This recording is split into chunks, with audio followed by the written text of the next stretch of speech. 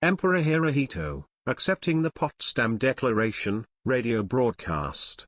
Transmitted by Domai and recorded by the Federal Communications Commission, the 14th of August 1945.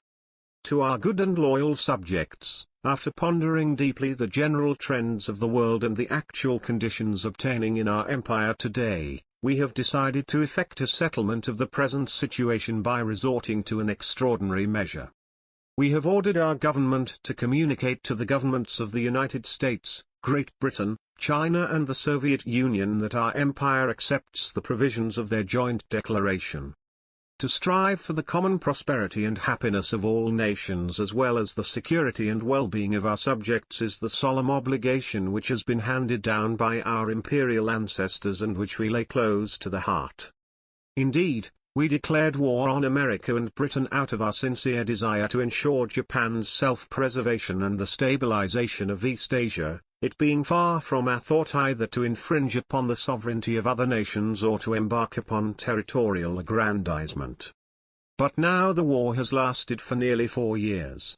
Despite the best that has been done by everyone, the gallant fighting of our military and naval forces, the diligence and assiduity of our servants of the state and the devoted service of our 100 million people, the war situation has developed not necessarily to Japan's advantage, while the general trends of the world have all turned against her interest.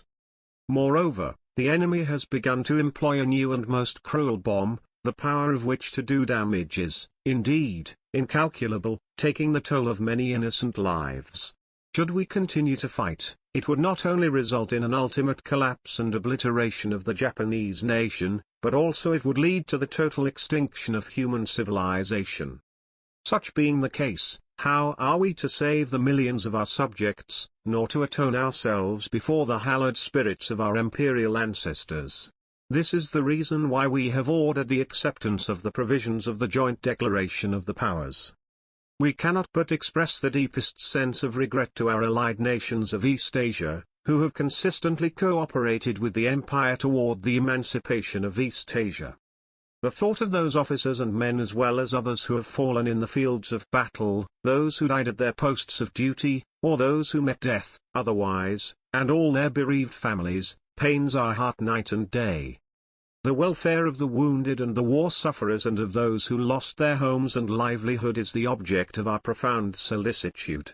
The hardships and sufferings to which our nation is to be subjected hereafter will be certainly great. We are keenly aware of the inmost feelings of all of you, our subjects.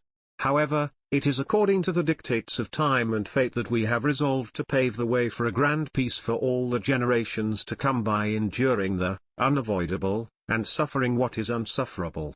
Having been able to save and maintain the structure of the imperial state, we are always with you, our good and loyal subjects, relying upon your sincerity and integrity. Beware most strictly of any outbursts of emotion that may engender needless complications, of any fraternal contention and strife that may create confusion, lead you astray and cause you to lose the confidence of the world.